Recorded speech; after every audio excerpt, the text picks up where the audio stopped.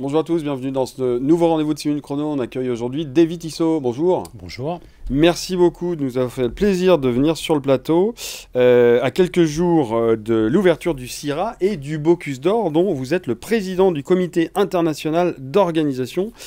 Je le rappelle, vous êtes meilleur ouvrier de France 2004, lauréat du Bocuse d'Or qui est devant nous, qui est superbe, 2021.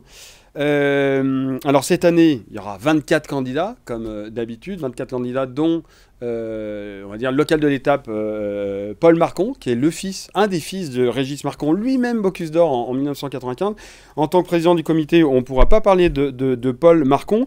En revanche, on parlera des nouveaux candidats, mais d'abord, expliquez-nous, ça consiste à quoi d'être président du comité international d'organisation, au juste? Comme on l'a dit, c'est une compétition internationale qui est au départ 72 pays, il faut le savoir. Pays, ça donne Il y a une sélection nationale pour certains pays. Ensuite, il y a les continentales, Asie, Asie-Pacifique, l'Afrique, l'Europe, les deux Amériques. Une fois que tout ce petit monde a fait ses petites sélections, il y a 24 pays qui viennent se retrouver à Lyon. Sur la grande finale. Ouais. Voilà, sur la grande finale pour la sélection monde. Alors c'est vrai que le Bocuse d'Or, quand la première édition c'est 1987 quand même. Tout à fait. C'était un peu, c'était Paul Bocuse qui a eu cette idée de faire un des plus grands concours encore aujourd'hui qui est un des plus grands concours de cuisine. C'était un peu entre amis. Aujourd'hui c'est international, donc voilà, il faut que ce soit structuré. Il y a eu quoi comme nouveauté pour vous en tant que président? De toute façon, oui. Au départ, effectivement, c'était entre amis, puisque moi, je me souviens, même à l'époque, ils faisaient les courses en direct. Ah oui. Voilà. Donc aujourd'hui, ça a quand même bien changé, parce qu'il y a quand même 3 compétitions avant d'arriver à la finale monde. On n'est même pas sûr d'arriver à la finale monde. Donc là, c'est vraiment les meilleures équipes qui se retrouvent pendant le CIRA. L'idée, c'est quoi? C'est justement avec le comité international, c'est de donner, encore une fois, et d'avoir cette dimension internationale. Donc avec, là c'est ce qui a été mis en place, c'est sur 2025, il va y avoir un comité de chefs internationaux, alors des hommes et des femmes qui sont de l'international, de différents pays, dont la liste va être dévoilée la semaine prochaine. Voilà, pour travailler, pour avancer sur ce concours-là, le faire avancer avec le temps, les évolutions et être dans l'air du temps et puis avoir une vision sur plus long terme. Donc il y a un comité, un COMEX international qui va être créé sur 2025.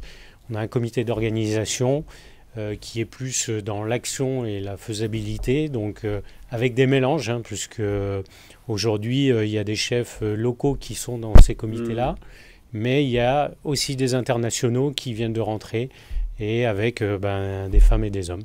Oui, et puis c'est aussi être le garant de l'ADN du Bocuse d'Or. Et finalement, en quelques mots, c'est quoi l'ADN du Bocuse d'Or? C'est ce qu'a voulu M. Paul, c'était reconnaître et partager avec ses amis, on va dire, de toute la planète, leur cuisine, faire connaître aussi la cuisine de chacun et avoir une cuisine identitaire.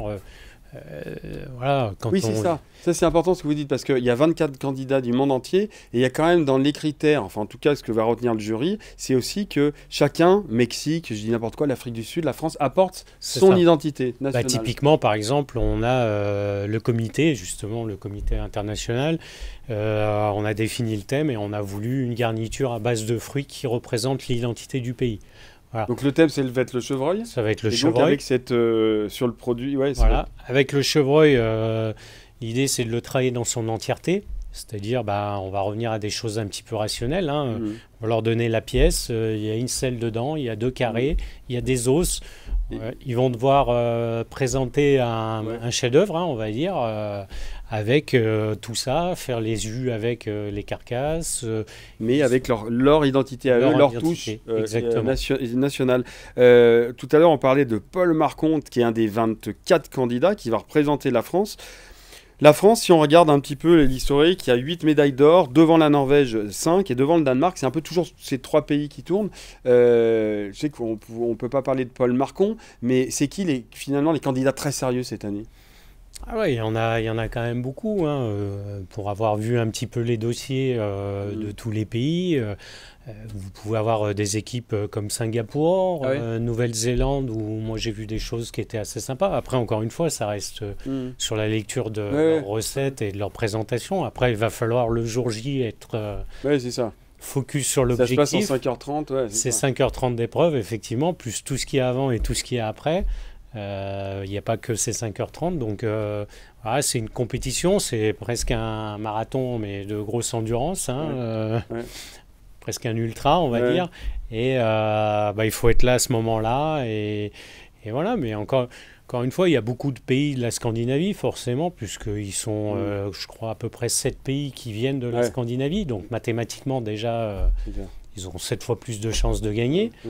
La France, bien sûr, mais comme j'ai dit, oui, après on peut avoir des surprises, hein, Oui, c'est un concours et jusqu'à la dernière minute, on sait pas. c'est ça. On sait pas. Alors, en tout cas, l'émission se termine. Nous, je sais qu'à Lyon Capital, on a forcément, on est un peu chauvin, ça sera Paul Marcon. Pourquoi? Parce qu'on n'oublie pas Régis Marcon en 95. Et puis voilà, le Bocuse d'Or est revenu en France, donc on espère qu'il y restera. Merci David Tissot d'être venu sur Avec le plateau de 6 plaisir. minutes chrono. Et puis pour plus d'infos et le Bocuse d'Or, ce sera sur lyoncapital.fr. À très bientôt, merci.